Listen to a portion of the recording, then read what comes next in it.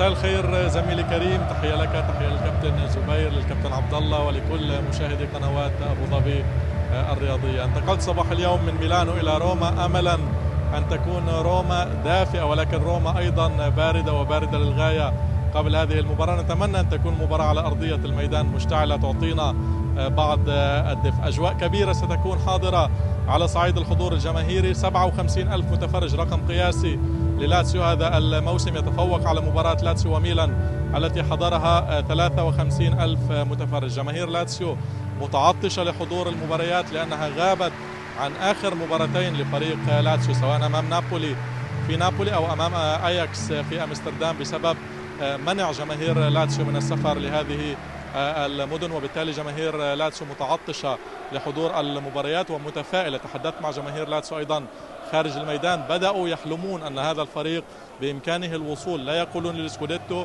ولكن للمنافسة إلى أبعد حد ممكن في بطولة السيريا، لإمكانية الفوز ببطولة كوبا إيطاليا، وأيضا لإمكانية الفوز ببطولة اليوروبا ليج. مباراة خاصة كريم اليوم للمدرب سيموني إنزاغي الذي يعود إلى هذا الملعب وهو مدرب سابق لفريق لاتسيو. كتب التاريخ هنا في العاصمة الإيطالية، 197 مباراة أشرف عليها مع فريق لاتسيو، وهو أكثر مدرب في تاريخ لاتسيو خاض مباريات مع الفريق في بطولة السيريا، والمدرب الوحيد تاريخيا مع لاتسيو الذي حقق أكثر من 100 انتصار في بطولة سيريا بمجموع إجمالي وصل ل 108 مباريات. على صعيد تشكيلة الفريقين، انتر مع غياباته في الدفاع، غياب بافار وغياب أتشيربي، سيبدأ بيسيك وديفراي، وفي الهجوم يبدأ المهاجم تورام هداف الفريق هذا الموسم، الذي أصبح أول مهاجم فرنسي في تاريخ انتر ينجح بتسجيل 10 أهداف أو أكثر في بطولة السيريا في موسمين مختلفين. على صعيد تشكيلة لاتسيو مع إيقاف كاستيجيانوس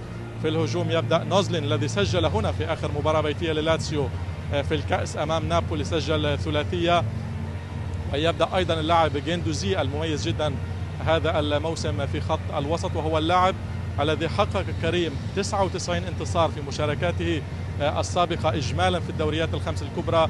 يريد أن تكون مباراة اليوم تاريخية بوصوله للانتصار رقم 100 أمام حامل لقب الموسم الماضي وهو فريق إنتر.